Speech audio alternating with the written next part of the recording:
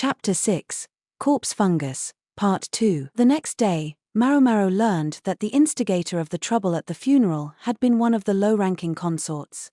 She was the daughter of a prosperous merchant house and was of a pleasant disposition. Supposedly the emperor had even been to visit her on several occasions. But about this time the year before last, she'd been beset by a mysterious illness that caused her face to swell and redden and her hair to fall out. There had been talk of dismissing her, but she would never be able to find a husband if she went back home looking like she did. Instead she remained a lower consort, drawing her salary, in what had to be considered a show of the emperor's goodwill. The real question was, what had driven this consort to show up spitting and cursing at the dead woman's funeral? The simple answer would seem to be that the deceased middle consort had caused the mysterious illness. The lower consort had fallen ill about this time 2 years ago, and it was in the same season this year that the middle consort had died. The symptoms of the disease rang a bell for Maomao. On a hunch, she went to one particular place, and when she found exactly what she had expected, her suspicion turned to certainty. She had come looking for a specific species of thoroughly poisonous red mushroom. She collected a sample, wrapping it carefully in several layers of cloth. She was almost sure this was the kind of mushroom Jinshi had been looking for. Maomao asked a eunuch to send a letter to Gaoshiren, and the next day, he and Jinshi arrived. Considering the specimen they were dealing with, the medical office seemed like the place for today's discussion. The quack doctor fussed around making tea. Maomao the cat groomed herself before curling up to sleep. The quack might not be any good at mixing up medicines, but he made a mean cup of tea. It didn't seem like the best idea to have someone smiling and setting out snacks while you were handling a poisonous mushroom, though, so Maomao politely turned down his hospitality. He shuffled away, his mustache drooping. She felt bad, but what else was she supposed to do? She noticed him sneaking little peeks at them. He looked sort of lonely, so she made sure to close the door tight. As she did so, the doctor's look turned to one of genuine sadness, but she paid him no mind. "Wrap this around your hands, Master Jinshi. And this is for your mouth." Maomao handed him and Gaoshian some squares of cloth. Then she took her own advice and covered her mouth and hands. She really would have liked to have proper gloves available, but she hadn't been able to find anything thick enough on short notice. Jinshi and Gaoshian looked a bit doubtful, but they covered themselves up just like Maomao. She produced a wooden box. "Is that it?" Jinshi asked, his voice muffled by the cloth. "Yes, sir." "A very poisonous mushroom." Maomao opened the lid and pulled back several layers of cloth to reveal a mushroom that did indeed look very dangerous. It looked like a red, swollen finger. It could hardly have been clearer that this was not something you were supposed to put in your mouth. This mushroom grew near withered broadleaf trees, and even a single bite of it could be lethal. In fact, to make it even more dangerous, simply touching it could be enough to poison a person. "I found it in a grove in the northern quarter." Unlike the southern part of the rear palace, the emperor rarely visited the northern area. As such, evocative and beautiful vistas were less important, and parts of the land were allowed to go to waste while buildings stood empty. Even this grove, which had once been a distinguished piece of landscaping, had been neglected until now it was in a terrible state. Apparently, though, it was a state these mushrooms preferred, for they had begun to appear there. It could only be called bad luck. Maomao had searched over much of the rear palace, but she was only one woman and could hardly canvass the entire place. If she'd noticed these mushrooms, she certainly would have at least alerted Jinshi. They were just that dangerous. They were also relatively rare, which was why it hadn't occurred to her that they might be growing here until the recent incident. If missing them had been bad luck, the fact that she had found them now was good luck. "These mushrooms can cause your hand to swell just by touching them," she said. "And don't get them anywhere near your face. Otherwise you'll end up like this," she added, rolling her sleeve back from her left arm. She undid the wrappings slightly, revealing her wrist. It was swollen an angry red and bore a welt that would probably never disappear. Indeed, it looked very much like the lower consort's face, and like the scar on the arm of the lady-in-waiting who had given Maomao her flower. "I only brushed against one gently out of personal interest, and this is what happened," Maomao said. She'd simply been testing it, as she did so many poisons she encountered. Several times each year she and her old man would go into the mountains to collect medicinal herbs, and it was on one such occasion that she had found one of these mushrooms. Touching it had turned out to be a poor choice. Even her slight brush had caused her skin to swell up and turn an angry red color. When her old man had seen it, he'd immediately doused her wrist under running water, but the swelling wouldn't go away. "I noticed you always kept that arm bandaged. It was because there are scars under there." Jinshi was looking at Maomao closely, his face somewhat stiff. Come to think of it, she'd never shown the eunuch her scars before. "Not to worry, sir. I give myself these scars in the ordinary course of my experiments." She rewrapped the bandage and tucked the coxcomb-like mushroom back in its box. She would have to dispose of it properly later. "What experiments?" "Just things of personal interest." "Interests? What interests?" The blood had drained from Jinshi's face, but as for Maomao, she wanted to hurry up and finish this conversation. Pretending she hadn't heard him, she said, "The body in the coffin had a swollen face, and her hair had fallen out. I suspect she was suffering from the effects of this mushroom." "Wasn't that what you wanted to know about, Master Jinshi?" Perceptive, as ever. It was not Jinshi but Gaoxian who spoke, a strained smile on his face. Maybe they hadn't wanted anyone else to know that the middle consort's cause of death had been a poisonous mushroom. That, however, struck Maomao as most unnatural. "Could you explain the situation to me in more detail?" she asked. Maybe it would be better for her not to know, but not knowing would be even worse. Jinshi's shapely eyebrows creased and he stole a glance at Gaoxian. Gaoxian's face, though, remained impassive, and finally Jinshi sighed deeply. Consort Jin had been ill for nearly a year before her death. Her face and head were so badly swollen she could barely talk. Jinshi visited the middle consorts about once a month, including the sick woman, Jin. Whenever he went to see her, he said, he'd found her lying in her sleeping chamber, looking agonized. There was a lower consort with similar symptoms, and, just like her, by His Majesty's good offices, Jin was to be allowed to remain in the rear palace. A variety of rumors circulated about Jin, but she was the daughter of a high official, and there was no telling what might happen if she came back to him looking like she did. Consort Jin had previously been known for her haughty personality, more than ready to flaunt her father's authority any time it suited her, but her illness seemed to subdue her, and she had become very withdrawn. Maomao thought.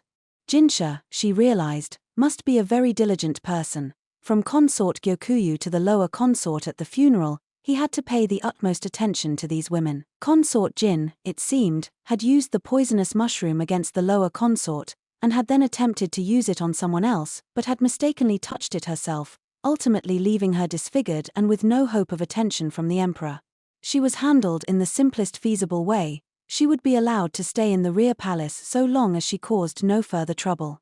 It sounded cruel, but sometimes that was the sort of solution one had to adopt in politics. However, Jin had been a proud woman. Unable to bear the state she was in, she finally poisoned herself and committed suicide, Jinshi said. At least, that was the testimony of her ladies-in-waiting. Jin had had 5 ladies, and all of them had given the same story. Everything appeared to match up. It was Jinshi's responsibility, though, to think of things from a variety of angles. That was part of the reason he hadn't spoken to consort Gyokuyu about this. "So you wanted to know where she got the poison," Maomao said, and Jinshi nodded. There was no telling how Jin's father would react to the news of his daughter's death, but if there had been underhanded dealings involved, then he would hardly have any choice but to make minimal fuss. Maomao hummed again and, taking the handkerchief away from her mouth, stroked her chin. "A question, sir. That would imply that she ate the poisonous mushroom in order to kill herself, wouldn't it?" "That's right, but that only made things stranger." Jin's face had been red and swollen. It would have made sense had it been that way for some time, but some of the swelling was clearly fresh. "It's true that this mushroom causes swelling upon physical contact," Maomao said. "But I would expect eating it to produce swelling of the tongue and inside of the mouth. I didn't know it could cause inflammation of the face as well." "Really?" "Yes, sir. This mushroom causes stomach pain and vomiting and can even induce paralysis. However, considering the extent of the deceased woman's swelling, the only conclusion I can reach is that the mushroom was rubbed directly on her face." That was when something else occurred to Maomao. The hand of the dead woman as she lay there in the coffin wasn't swollen at all. If she'd been so desperate to die that she had rubbed the mushroom all over her own face, she surely wouldn't have taken the trouble, as Maomao had done here, to protect her hands. Maomao stroked her chin again, grunting to herself. The answer was starting to seem clear, but she had no real proof. And without that, she was unwilling to say much more to Jinshi. "You sound like you're beating around the bush," Jinshi said. He was staring at her as she thought. His face was very close to hers. There was hardly an inch between their foreheads. "If you have something in mind, then just say it." Maomao didn't find it that easy to simply spit out what she was thinking, though. Instead she looked at the ground and said, "Do you have time a few days from now? Also, if possible, I'd like to borrow a few strong eunuchs. Men with sturdy stomachs and tight lips." Jinshi looked perplexed by this request, but nonetheless said, "Very well. If that's what it takes to get to the bottom of this, they're yours. I can't make any promises." "It doesn't matter. Do it." The command in his voice was unmistakable. "Good, it's better that way." Maomao was just a minor palace woman.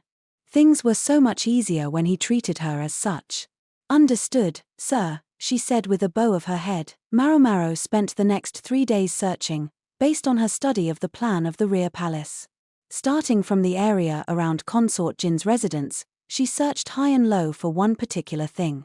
The quest left her muddy and gross, so that she provoked a chorus of screams from the other ladies-in-waiting each time she came back to the Jade Pavilion. Finally she took to keeping a change of clothes at the medical office, and then, a story made its way to her from the quack and from the gossipy girls at the laundry area. Something related to a rumor that had gone around some days before. Even with this new information in mind, Maomao couldn't be sure. But it made far more sense to her than the testimony of Consort Jin's women did. The day after she'd finished her preparations, 3 eunuchs came to meet Maomao, Gaoshiren among them. She'd asked for strong men, and she had to admit, he fit the bill. Jinshi had other business to attend to and hadn't come. Maomao knew that as lackadaisical as he looked, he actually kept quite busy. She sometimes reflected that being too good at looking carefree could have its own drawbacks. "Thank you all for coming." Maomao bowed her head, then handed a shovel to each of the men.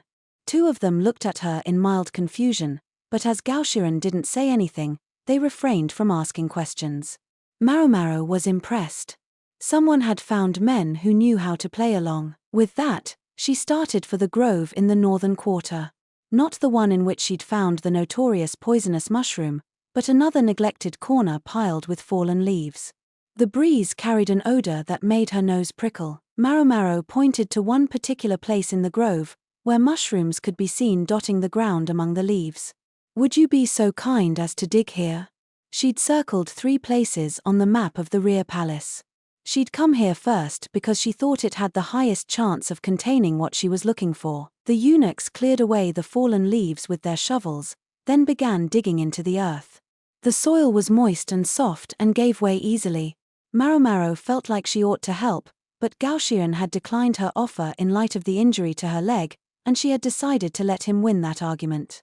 Incidentally, this time the leg was finally healing properly. Abruptly, one of the eunuchs grimaced and covered his nose. Everyone else promptly followed suit. The upturned earth gave off an offensive, ripe smell that assaulted their nostrils. It was far stronger than the whiff they'd caught on the breeze earlier. Gaoshiren's eyes started to water. He could see some kind of cloth in the hole. "So this is why you asked for men with strong stomachs." He stuck his shovel in the ground, his brow more furrowed than usual. He gave the soil a good kick, turning it over with his shoe. "It is, and I see he made good choices," Maomao thought. One of the eunuchs was expressionless, the other smiling grimly as they regarded what emerged from the ground. Maomao was glad there was no one else present. Otherwise there would have been a great deal of screaming or fainting, either of which would have made this substantially harder than it had to be. And what had emerged from the ground? The bones of a human hand and arm. Bits of flesh still clung to it, but it had clearly been buried for quite some time. They had found a corpse. "Is this the proof you were looking for?"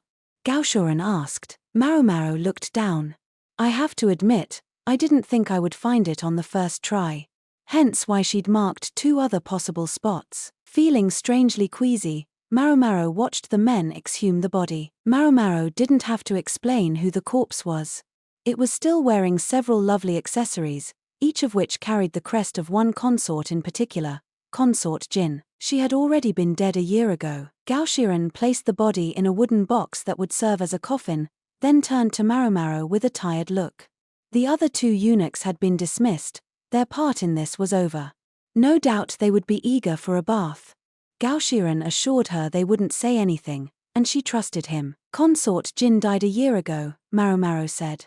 We can't know whether it was murder or an accident, but we can be confident her ladies-in-waiting knew of her demise. They were in the medical office, which they had borrowed for their discussion.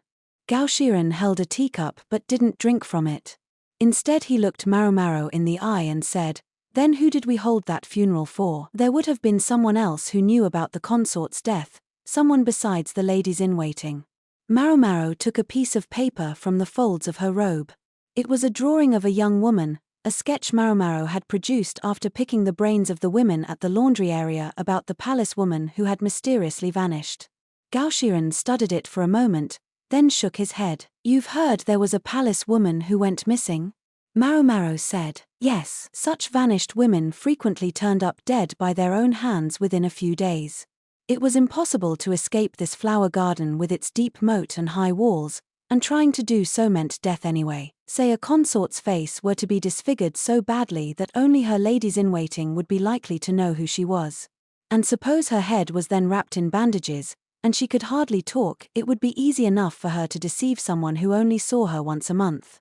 Even better for her if that person was neither able nor expected to stay in a consort's chambers very long." "You're suggesting the missing woman was actually a co-conspirator?" "I couldn't offer any specifics. It simply seems like a reasonable deduction." Maomao could think of a few reasons why the women might do such a thing, but these deductions were just slightly less reasonable, and she decided to keep them to herself. Suppose the jealous consort Jin had despised the fact that a woman who looked so much like her had earned the affections of an official, while she herself languished without so much as a single visit from the emperor. She found every opportunity to needle the woman, provocation finally turned to quarrel, and by design or by accident, Jin died. The ladies-in-waiting, never too enamored of their mistress, decided to lie and say that the consort had fallen ill, both out of self-preservation and sympathy for the other lady. The culprit's sense of guilt left her with no choice but to join them in their story. The woman's impending marriage, though, threatened to unravel the deception. When her term of service ended, there would be no one for Jinshi to see when he arrived the next month. Panicked, the ladies-in-waiting had better stop there, Maomao thought. Let the bigwigs pick whatever motive they thought was fitting. Maomao took a sip of tea as the thoughts flitted through her head. Gao Shiren seemed to understand that she didn't want to speculate aloud, because he didn't press her further. He did, however, ask one question. "How did you know she was buried there of all places?" There had been no traces of burial in the patch of earth Maomao had chosen. A suspicious soul might have wondered if Maomao herself were the culprit. Disturbed earth isn't the only kind of evidence. A profusion of mushrooms had popped up over the body, and different kinds of mushrooms grow in different places. My adoptive father taught me that that particular kind of mushroom favors manure or dead animals. Otherwise, you didn't see it much. That was why Maomao had been so excited when she spotted the mushrooms. She'd assumed they were growing in overflowing waste from the sores. Not that that wouldn't have been bad enough, but now she knew she'd been enjoying a little mushroom hunt right over a human corpse. "I figured that accounted for the smell. I apologize, I couldn't be sure, as I'm not supposed to touch dead bodies." The sore hadn't been backed up after all, it had been the smell of rot seeping out of the earth as the weather got warmer. No wonder Yinghua had found the odor so unpleasant. Gao Shiren grimaced again. The creases in his brow were practically valleys. Somehow, she felt like he was glaring at her. "May I ask one more thing?" he said, in a way that gave her a bad feeling. "What do you plan to do with all the mushrooms you picked recently?" This time it was Maomao's turn to fall silent. She shot a glance at her basket, bulging with mushrooms she'd intended to sort through later.